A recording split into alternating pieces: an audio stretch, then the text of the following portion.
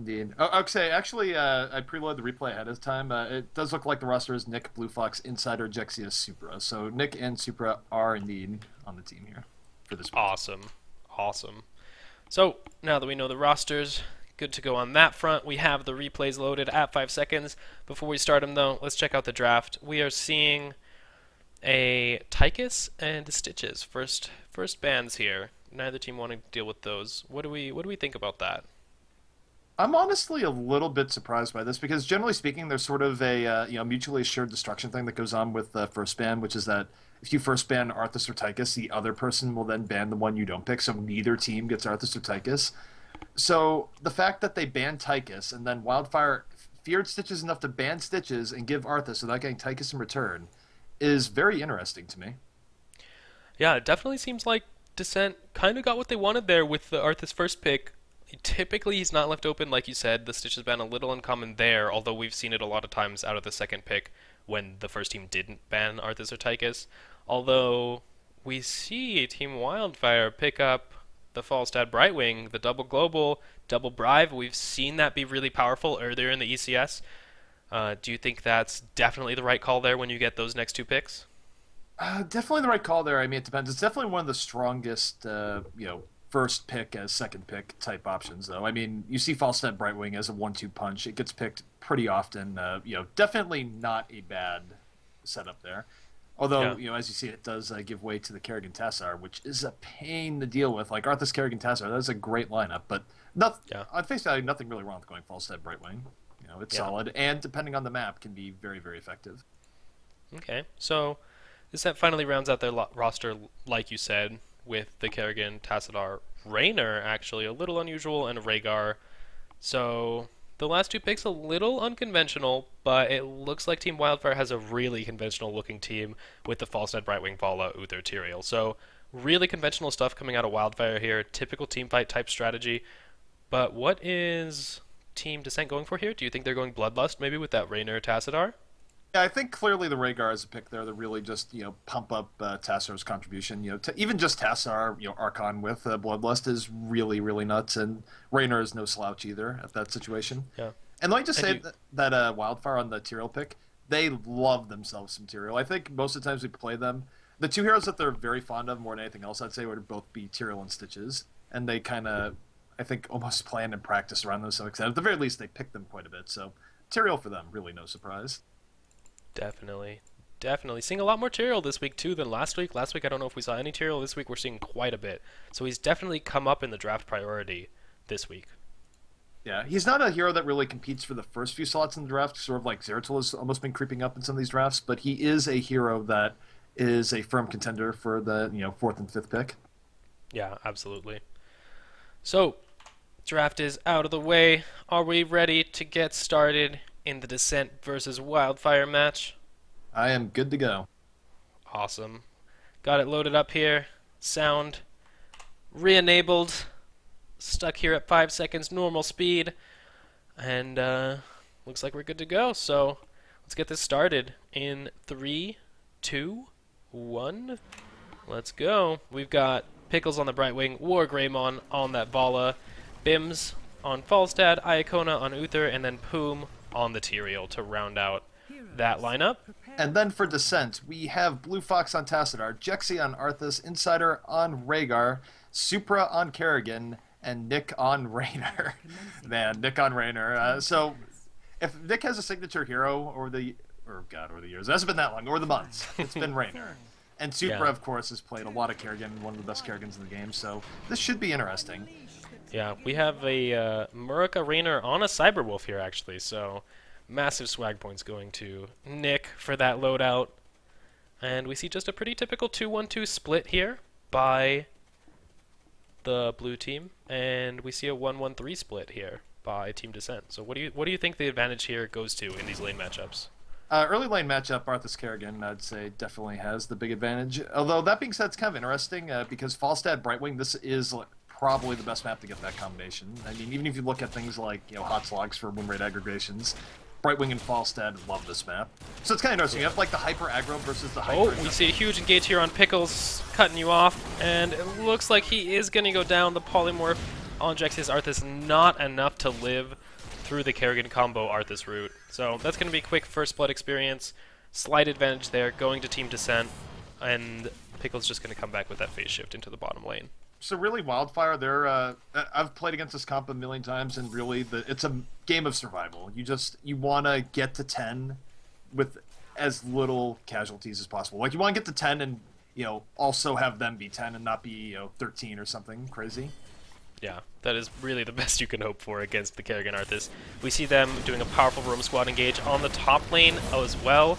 A Kerrigan pull stun into an Arthas route manages to take down even the extremely tanky Uther from full health with the help of that Tassadar damage. So the Team Dissent is definitely getting a huge edge here with those early game kills.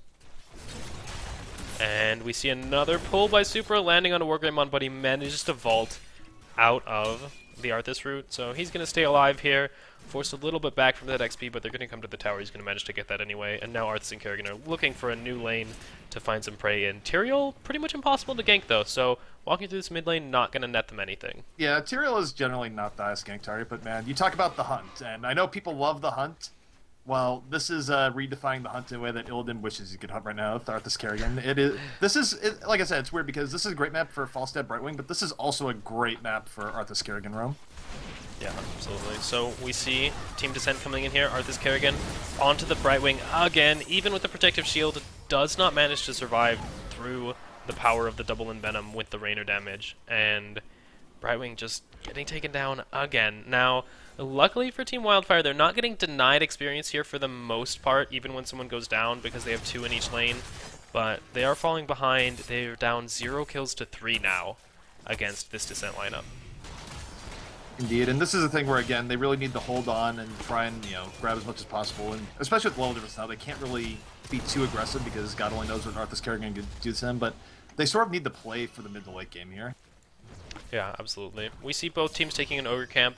Team Wildfire actually having to use their bribes to secure that, while Team Dissent just manages to man mode it down with the Arthas Rainer, and then rotate 3 back down to this bottom lane, take control of that shrine, but they will not be able to get that Dragon Knight because of the 2-man in top lane for Wildfire. Basically easily fighting Blue Fox. He has to just play careful on that Tassadar in the top lane, not get harassed out, because his goal is just to soak that XP in that 1v2 lane. Yeah, it's killing a Tassadar, especially with those heroes, is not easy. Although there are certain heroes that can crush Tassadar, like the age-old Diablo Kerrigan combo, where your E doesn't matter when you're sent halfway across the map. Absolutely. We see Team Dissent being really aggressive with this same brush as a gank spot in the bottom lane. They know they're level 7 to level 6. They have an advantage with that early game squad.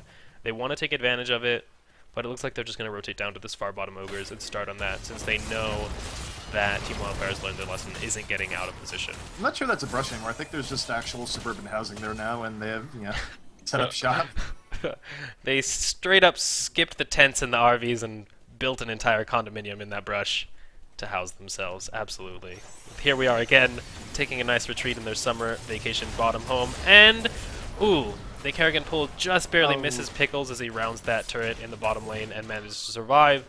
So we see this gank squad on the bottom lane this long not being very fruitful, actually pulling a lot of pressure off that top lane. They're free to play really aggressive and try and zone Blue Fox on Tassadar out of experience. So definitely going to have to make more plays on Mixing things up a bit would have been good. I think right now they're kind of on almost a full level lead, but not quite. But it would really be good for them if they could get a level and a half before hitting level 10, because that's when Wildfire is really going to be able to begin their counterattack and start putting more pressure against Dissent, rather than Arthas Kerrigan just terrifying everyone. Yeah. So we see Wildfire actually being really good about picking up these shrines as soon as Dissent leaves them, so now they control both, although it doesn't look like they're going to get this Dragon Knight in the center. Insider going to be able to brawl with Poom long enough to allow Blue Fox and Super to take this shrine in the top side. Indeed. And basically just some pretty simple laning going on right now. Neither team trying to take big advantage right now. The roam squad was occupied with that night camp on the top right side of the map for Dissent, and they haven't gotten in position to execute anyone again. They just hit level 10. They're going to try to make something happen in the mid lane. Super goes in on Poom, manages to hit the stun, but Poom manages to use Sword over the Arthas route and doesn't go down. Wastes a little bit of the Team Dissent's time at level 10. They're going to want to make something happen before this Wildfire team can catch up. Absolutely. Level 10, when you're level 10, the other team's level 9, that's go time. That's, this is time to push. This is time to make some. Oh, huge stun onto Pickles, jumping onto a creep to get in position to pull stun Pickles in. And we see that Arthas Root following up, and they're 10, Team Wildfire is 9, and they didn't even have to use an ult to get a pick there. I mean, at this point, can we just call PETA? This is straight up Fairy Dragon abuse. Brightwing is, of the 4 deaths for Wildfire, Brightwing is 3. Yeah, definitely taking advantage of Brightwing doesn't have a solid escape mechanism against those. I mean, the little speed up and attack blocking is just not going to do anything when you're pulled, stunned, rooted. It won't be enough. So they're definitely taking advantage of ganking the lane where they know they can get a kill. And on that note, by the way, let it be known that Brightwing went Emerald Wind instead of Blink Heal, so she will not. Supra actually making a clutch pull stun there over the gate to kill the Falstad and get them a further lead. What were you saying about Brightwing? I believe Emerald Wind? Yeah, I was saying she went Emerald Wind instead of Blink Heal, so she will not be quite as evasive. I mean, she sort of has her Emerald Wind disengaged, but short of that. Yeah. So while the Emerald Wind is ready, better for team fighting, you would say, at disengaging, but not having the Blink Heal makes her a lot easier target to kill herself during the rest of the time. And here we see the double bribe being really effective, picking up that Night Camp very fast for this Wildfire team.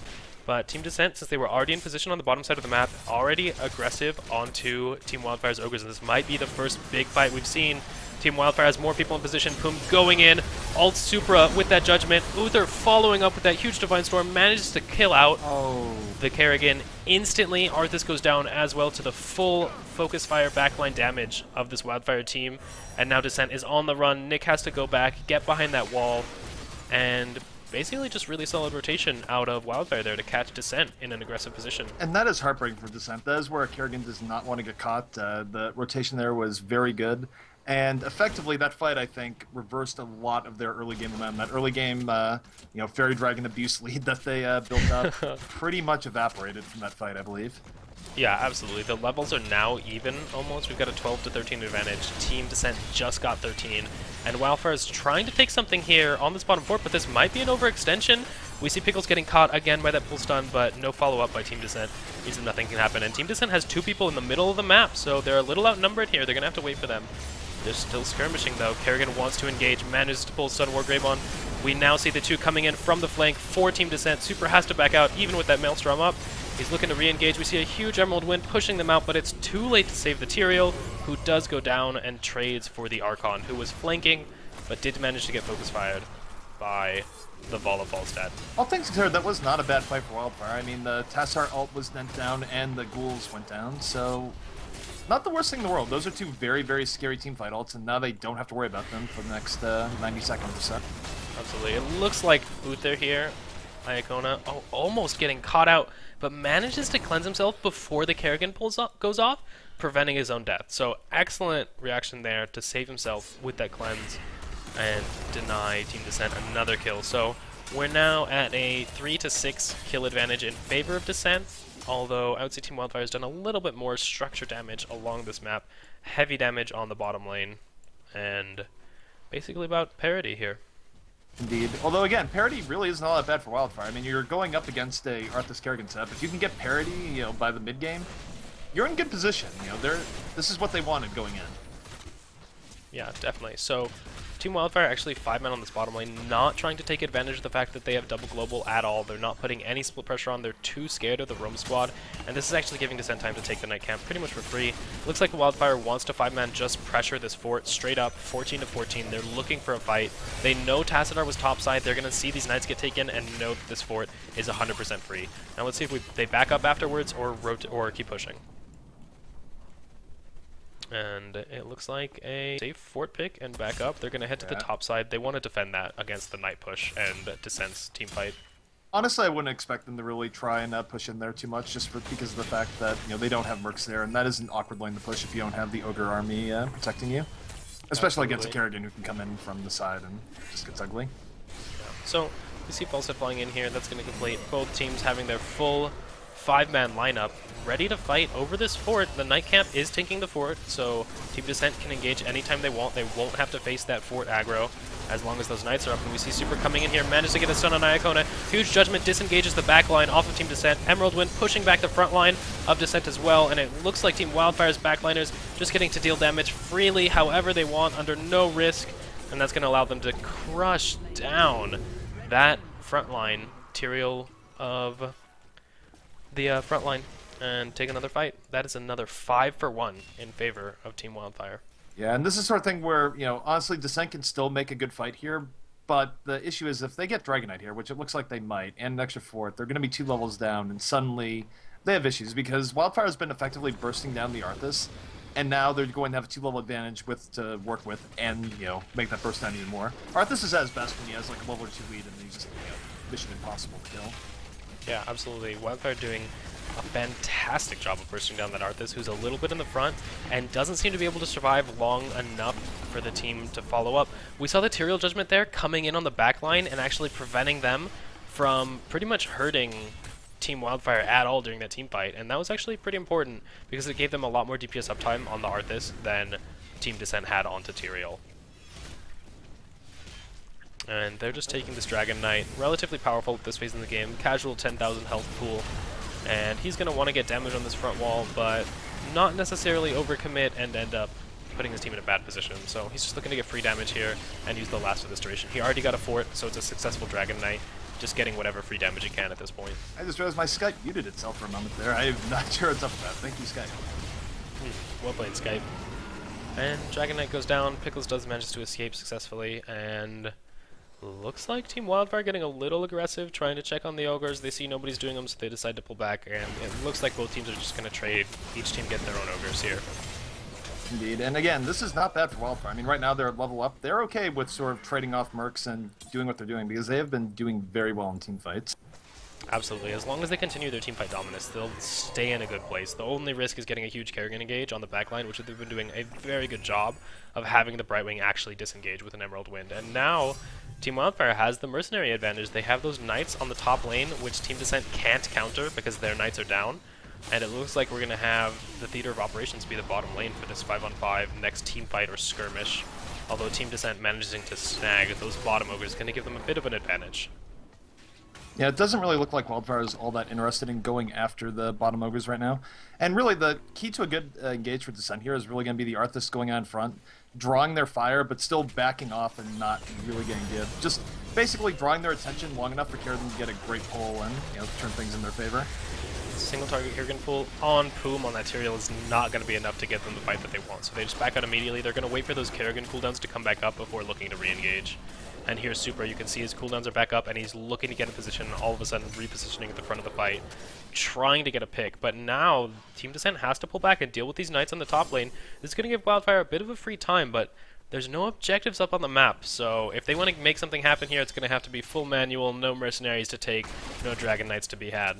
Yeah, I'll be honest, I'm not really sure they had to deal with the Knights here. I mean, the Knights on top, they're annoying, but they're not game-breaking. I think almost faking what could go to the Knights there, and then, going for an ambush in the middle in the bushes might have been a decent play there. Just looking at it. Yeah, very possible. Because now Team dISSENt did manage to clear out the Knights. They wouldn't have gotten the fort, but they might have done some damage, but it cost them a fort in the mid lane, securing even more of an experience advantage in favor of Team Wildfire. And it looks like Team Wildfire looking for maybe a brush gank on Supra. A huge engage coming in, Judgment, Divine Storm, all blowing up the Kerrigan instantly. Now Uther going in, trying to stun the Arthas, he goes down. And despite having Bloodlust on the Archon and the Rainer both getting free DPS uptime with that level of disadvantage. Yeah, and that was a great pick on Kerrigan there. They were not expecting them to be hiding off in the bushes, and, once you get caught out like that, that is it. You are dead, and this is just a great team fight in general for Wildfire. They're definitely in the driver's seat at this point, especially with the Dragon Knight coming up. Absolutely. They basically, what they're doing right here is they're looking to engage these Knights before capping the Dragon Knight so they can actually get the Knights and the Dragon Knight. Because if you get the Dragon Knight before those Knights are engaged, they just despawn and you don't get to use them. So this is going to give them even more an advantage. It's going to let the Knights push top while the Dragon Knight pushes mid and put a lot of pressure on this dISSENt team, who still has a couple members down for a few more seconds. Yep, and again though, if you're Wildfire, you can't be aggressive. You're in the driver's seat, but you're still dealing with the Kerrigan there, and team pulls happen if you plump up and you're not methodical about your pushing. You gotta be very careful. Absolutely. And when you have that 19 to 17 advantage, yeah, you have an advantage, but this late in the game, those 2 levels of stats don't mean that much, and if Team Wildfire can just keep their lead and maybe get a 20 to 18 advantage and get that level 20 talent breakpoint, that'd be a way better team fight for them to take than this 19 to 17. Definitely, definitely. Here we see Dragon Knight just kind of brawling with the whole Dissent roster here while Nick is up in the top lane dealing with that Knight push. It's actually cleared out now, and Team Wildfire gonna get the front wall of this bottom keep. Got a little bit of the front wall in the mid, so they're taking advantage here, but they're not gonna get necessarily a bunch of experience off of this. They didn't get any big forts or keeps, so pretty much a Dragon Knight that's okay, but not stellar. Well, one thing I'd point out is that, yeah, it's great if it gets the keep and otherwise, but oftentimes just getting the gate down alone can be a huge deal, because that means, you know, right now they win a team fight, there's no barrier there. They just walk in and annihilate that keep. Absolutely. Very we big see deal. both teams now posturing. Jexia chasing in really aggressively on that Arthas. Wants to catch Wargreymon. Huge polymorph by Pickles. Comes out on Jexia, but it's not enough. He gets comboed by the Kerrigan. And now Tyrael ulting in onto Arthas. Takes him very low. Boom, going down. Gonna explode onto these targets.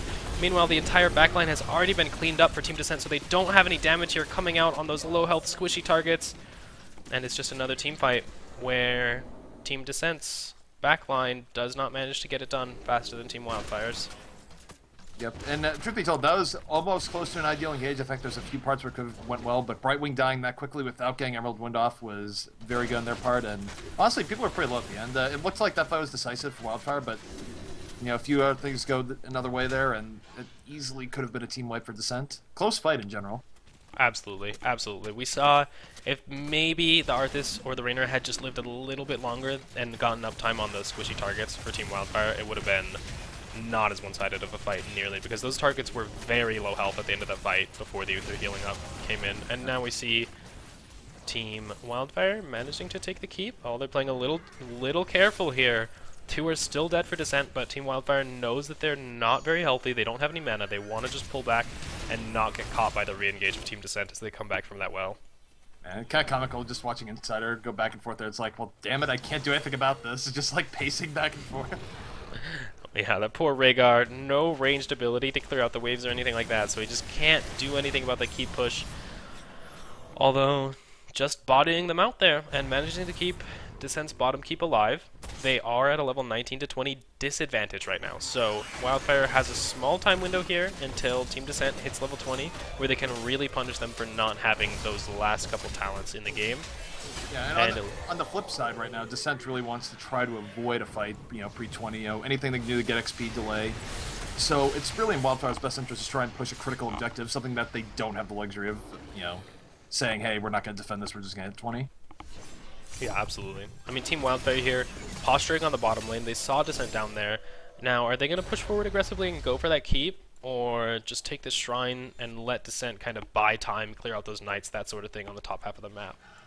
I don't know, I think right now they're just probably content to do the classic, you know, well, you guys take that shrine, we'll take the shrine. Unfortunately for them, Wildfire's just going to walk up and kill that keep, and they don't really have any choice but to allow it to happen. They didn't want to engage them on bottom when they were all there and they were 20 and they weren't, but them going to top shrine means they're way out of position to defend the bottom keep. Absolutely. And with that bottom keep down, that means that the catapult's gonna be spawning for Team Wildfire and putting split pressure on that bottom lane for the rest of the game. So now Team Dissent in an even worse position unless they can hit that 20 and find a way to get a good team fight with those Hero of the Storm talents. And also an inner keep being down is an even bigger threat in the sense that if you lose a big team fight, at this point with respawn times the way they are, it's probably game. They're just gonna rush the core and that's gonna be it. That keep is your insurance policy against, you know, people killing the core outright. Yeah, absolutely. So we see the 5-man Wildfire roster here actually just getting aggressive on this exposed front wall of the mid keep, and that's going to force Dissent to all back. Wildfire just got 10 free seconds of DPS and cleared out those 2 towers. Let me just ask, by the way, how in the world is Dissent not level 20? I feel like they're on level 19 for ages here. They have been on level 19 for ages, but they haven't been able to capture any mercenaries or do anything other than take 1 wave of experience at a time. So their experience income is just not very high right now, I think. I know, but still, it's just like, I feel like, man, they've been level 19 forever. If you think they've been level 19 forever, I bet they felt like they've been level 19 forever, though. I mean, they're probably watching that XP bar creep up and just so frustrated, like, when are we going to be able to hold this? Yeah, here we go. So we now have the teams about as even as they're ever going to get as terms of levels. 21 to 20, that's one level of stats that don't mean that much, and all teams have all of the talents unlocked here. So this is as close as the team fights can get in terms of power level evenness, barring an exact even level. And let's Team just Wildfire. Let's just note here, this is where Arthas can really be even more aggressive in these team fights, you know, in the sense that, you know, you go out and for no reason you don't get perfect positioning, you have Resurgence, it doesn't matter, you're immediately back up. That being said, that's immediately being tested here. Oh no, Resurgence getting put to the test here. Arthas going to go down for free. It just gets picked out of position. Team Dissent knows they don't want to go in on that after the Arthas has already gotten low before they're in position, and Arthas just goes down. The bigger part there is not that the Arthas died. The bigger part is that the Arthas ghouls, you know, it might be reflex, but it would have been better to save ghouls there. You know, the death was inevitable, but the ghouls being down for a minute now gives Wildfire a great opportunity to really go for a hard engage, because Arthas will not have that tankiness to save him. Yeah, absolutely. With both the ghouls and the Resurgence down, Team Dissent doesn't really want to take a full 5-man fight until those are back up. And it looks like they're trying to catch Wildfire, but Wildfire isn't quite out of position enough for Super to get the combo onto Pickles or Iacona. And Arthas out of position again. No Resurgence to save him this time, but a huge 3-man stun by Supra. Gets a bunch of damage there, but it's not enough as both of the DPS split off, manage to get their ults onto the Kerrigan Arthas front line and blow them up, and the Dark Archon and Raynor just can't get the damage they need to kill Dissent. I mean, to kill Wildfire. That fight looked decisive, but I gotta say, a split-second reaction later by Wildfire, and that could have gone horribly, horribly wrong. The Kerrigan was powering up Rewind, there was a bloodlusted Dark Archon. Things could have went very, very bad for Wildfire there in short order. Yeah, absolutely. The 3-man stun was huge by Kerrigan, but no follow-up from the team means that she doesn't have the time to land the second stun before she gets CC'd, and then from there it's just downhill as that front line just gets blown up by the Falstad ult and the Vala strafe. That is a definite weakness of this team comp. There's no big follow-up, like there's no Uther to say Divine Storm after that. I mean, they had the Uther and Diablo there. And here we see Team Wildfire just grabbed the Dragon Knight. They had the top shrine already. They take the bottom shrine, grab the Dragon Knight, push in that bottom lane. There's nothing Dissent can do here. That is going to be a victory for Team Wild.